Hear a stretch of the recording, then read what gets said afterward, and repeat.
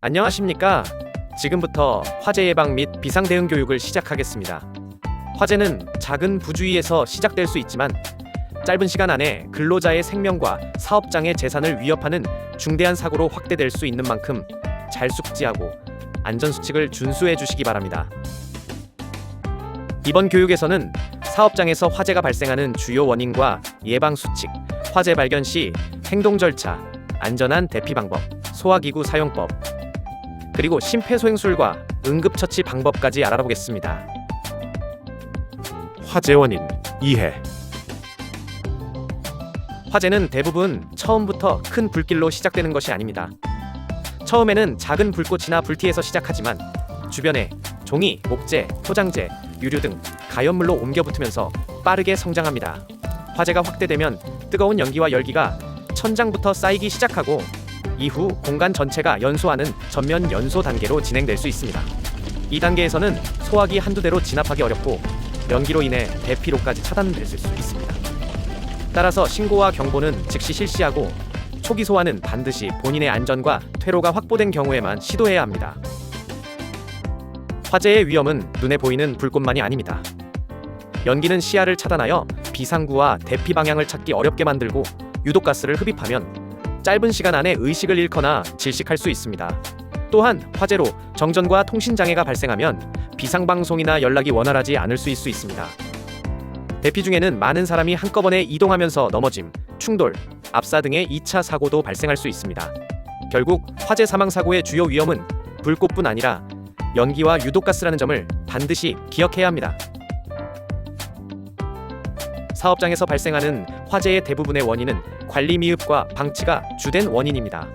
전기 설비의 과부하, 누전, 접촉 불량, 이외에도 용접, 용단, 그라인더 작업 중 발생하는 작은 불티와 가연물의 접촉 후 발생하는 후진 연소로 인한 화재, 인화성 액체와 가스의 누출, 담뱃불과 화기 취급 부주의, 기계와 설비의 과열, 폐기물 등 가연물의 과도한 적치, 임시전선이나 비정상적인 전기 사용도 주요 화재 원인입니다. 이처럼 화재 발생 원인을 알고 사전에 관리하는 활동하는 것만으로도 화재를 예방할 수 있습니다. 지금부터 실제 화재 사고 당시 긴급 대피 상황을 담은 영상을 시청하겠습니다. 해당 사고는 대전의 자동차 부품 생산 공장에서 발생한 화재로 급격한 연소와 유독가스 확산으로 인해 다수의 인명피해가 발생한 사례입니다. 영상을 보실 때에는 연기가 얼마나 빠르게 확산되는지, 그리고 대피가 지연될 경우 어떠한 위험이 발생하는지를 중심으로 확인해 주시기 바랍니다.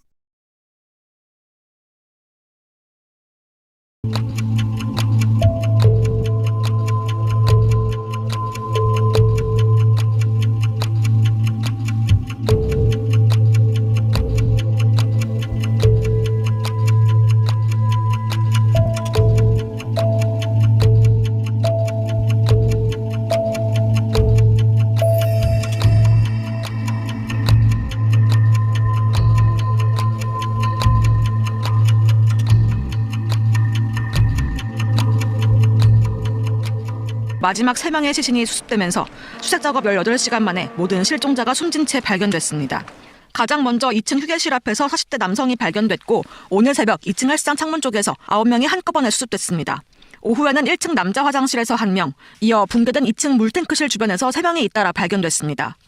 금속 가공 공정에서 발생한 절상료와 세척료 찌꺼기가 천장 배관과 집진 설비에 끈적하게 달라붙어 있었는데 이 기름때가 불길을 건물 전체로 실어나르는 도화선 역할을 했던 겁니다. 영상을 통해 확인한 것처럼 화재는 예상보다 훨씬 빠르게 확대됩니다.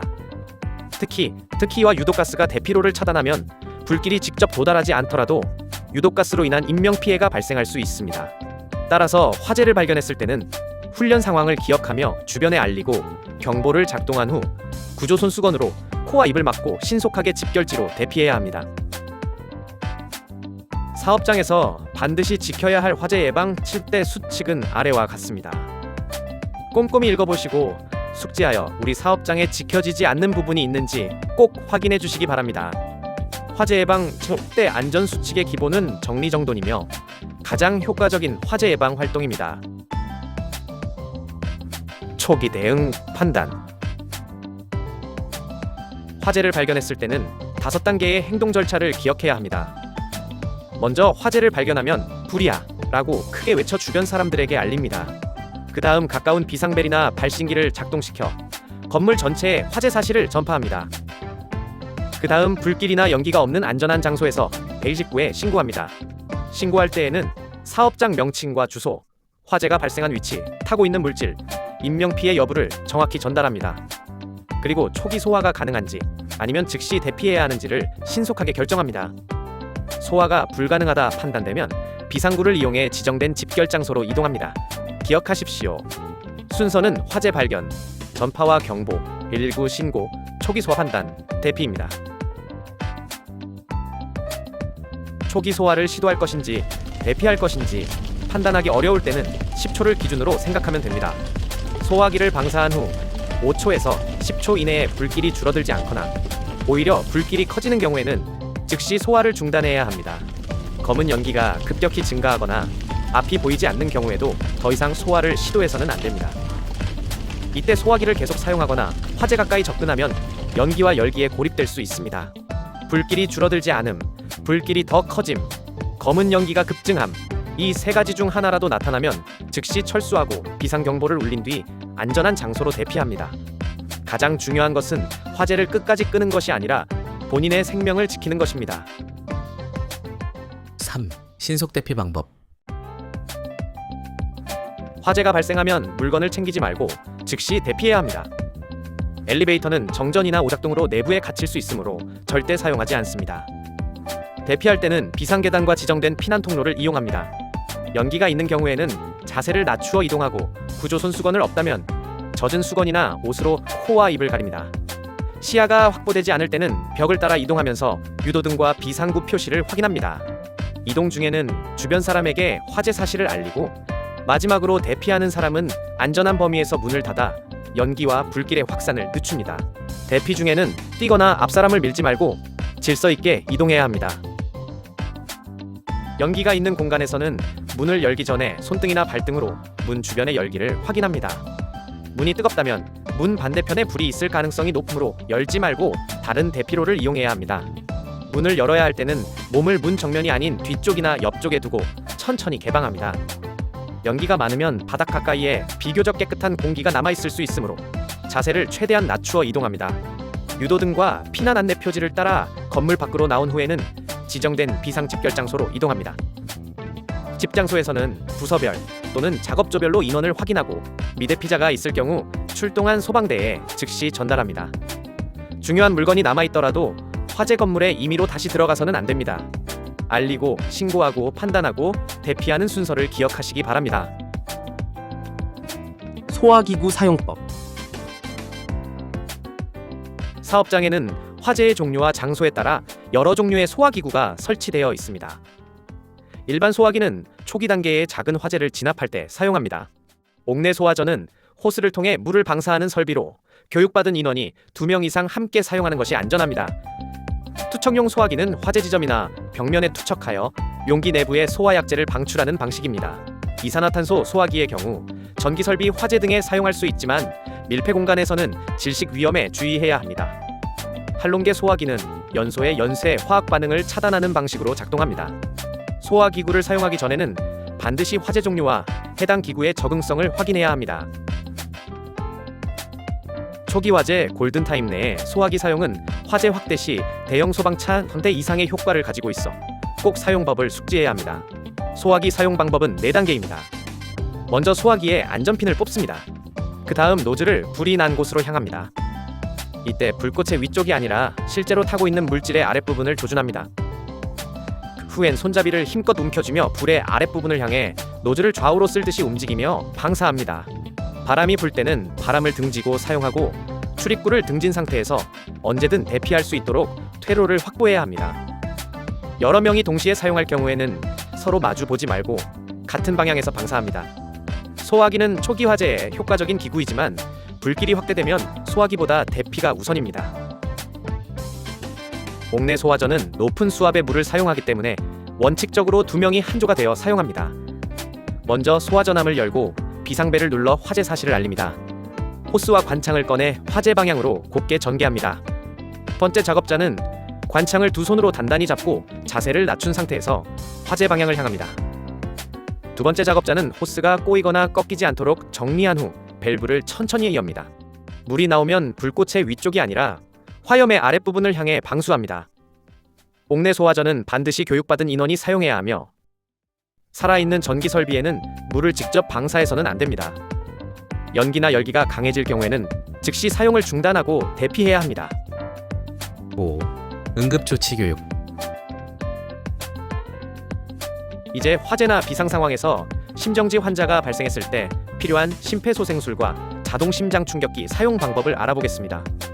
심장이 멈추면 약 4분에서 5분 이후부터 뇌 손상이 시작될 수 있습니다. 반면 구급차가 현장에 도착하기까지는 대략 8분 정도의 시간이 필요하기 때문에 신속한 응급 대처가 중요합니다. 환자의 어깨를 두드리며 "괜찮으세요?" 라고 큰 소리로 반응을 확인합니다. 반응이 없다면 주변 사람을 정확히 지목하여 119 신고와 자동 심장 충격기 요청을 지시합니다. 다음으로 환자의 얼굴과 가슴을 보면서 10초 이내에 정상적인 호흡이 있는지 확인합니다. 숨을 쉬지 않거나 비정상적인 헐떡임만 보인다면 심정지로 판단하고 즉시 가슴 압박을 시작합니다. 압박 위치는 가슴 중앙, 양쪽 젖꼭지 사이이며 성인 기준 약 5cm에서 6cm 깊이로 압박합니다. 압박 속도는 분당 100회에서 120회이며 압박 후에는 가슴이 완전히 이완되도록 해야 합니다. 가슴 압박은 구급대원이 올 때까지 2인 1로 교대하며 중단하지 않고 계속 실시합니다. 화재로 인한 연기에는 일산화탄소와 각종 유독가스가 포함될 수 있습니다. 일산화탄소는 혈액의 산소 운반을 방해하기 때문에 환자가 두통, 어지러움, 구토, 혼란 또는 의식저하 증상을 보일 수 있습니다. 유독가스에 노출된 사람은 우선 신선한 공기가 있는 안전한 장소로 이동시키고 즉시 119에 신고해야 합니다. 환자가 호흡하고 있다면 편안한 자세를 유지하고 상태를 계속 관찰합니다. 호흡이 없거나 정상적이지 않다면 즉시 심폐소생술을 실시하고 자동 심장 충격기를 사용합니다. 단, 유독가스가 남아있는 장소에 구조자가 무리하게 들어가면 추가 피해가 발생할 수 있으므로 반드시 자신의 안전을 먼저 확보해야 합니다. 심폐소생술은 유독가스 자체를 제거하는 처치는 아니지만 구급대가 도착할 때까지 뇌와 심장으로 혈액을 순환시키는 중요한 응급조치입니다. 지금부터 심폐소생술과 자동 심장 충격기 사용 방법에 관한 영상을 시청하겠습니다. 영상을 보실 때에는 환자의 반응과 호흡을 확인하는 방법, 119 신고와 자동 심장 충격기 요청, 가슴 압박의 정확한 위치와 속도를 중심으로 확인해 주시기 바랍니다. 쓰러진 사람을 발견한다면 가장 먼저 심폐소생술이 필요한 상태인지 알아봐야 합니다. 먼저 환자에게 접근하기 전에 현장 상황이 안전한지를 판단한 후 환자에게 다가갑니다. 여보세요? 여보세요? 괜찮으세요? 제 말 들리세요? 환자의 어깨를 가볍게 두드리며 환자의 반응을 살피세요. 환자의 반응이 없을 경우 심정지 상태를 의심하고 재빨리 도움을 청해야 하는데요. 거기 안경 쓴 남자분 빨리 119에 신고해주세요. 그리고 청바지 입은 여자분 심장 충격기 가져다 주세요. 신속하게 119에 신고하고 심장 충격기를 요청한 후 환자의 호흡을 체크합니다. 직접 119에 신고한 뒤 응급 의료 전화 상담원의 안내에 따릅니다. 119입니다. 무엇을 도와드릴까요? 저희 아버지가 갑자기 쓰러지셨어요. 도와주세요. 환자 발생한 위치가 어디입니까? 한국동 대한아파트 101동 1004호입니다. 의식이 있습니까? 아니요, 깨워도 반응이 없어요. 숨을 쉬지 않는 것 같아요. 환자는 지금 심정지 상태로 판단됩니다. 구급차를 보냈으니 안심하시고 스피커폰으로 바꾼 뒤 안내에 따라 심폐소생술을 해주세요. 우선 환자를 편평한 바닥에 눕힌 뒤 환자의 가슴 옆에 무릎을 꿇고 앉습니다. 환자의 윗옷을 벗겨 가슴을 드러내 정확한 가슴 압박 위치를 확인합니다. 가슴뼈 아래쪽 2분의 1 지점 부분에 손목과 손의 경계선 바로 윗부분, 즉 손바닥에 두툼한 부위를 댑니다. 쉽게 이해하기 위해 이 부위를 손꿈치라고 하겠습니다. 가슴뼈 아래쪽 2분의 1 지점 부분에 손꿈치를 놓고 그 위에 다른 손을 포갠 뒤 손가락은 깍지를 껴서 환자의 가슴에 손꿈치만 닿도록 합니다. 그리고 팔꿈치를 곧게 펴 어깨와 팔꿈치, 손꿈치가 수직이 되게 합니다. 환자의 가슴을 약 5cm 깊이로 수직으로 누릅니다. 최대 6cm를 넘지 않도록 합니다. 압박 후에는 가슴이 원래의 위치로 올라오도록 힘을 완전히 빼줘야 합니다. 이렇게 분당 100에서 120회의 속도로 30회 반복합니다. 작업을 시작하기 전 단 1분만 투자하여 화재 위험을 확인하시기 바랍니다. 작업 전 1분 점검이 화재를 예방하고 동료의 생명을 지킬 수 있습니다. 이상으로 화재 예방 및 비상 대응 교육을 마치겠습니다. 화재는 예방이 최우선이며 작은 실천이 큰 사고를 막습니다. 교육에 끝까지 참여해 주셔서 감사합니다.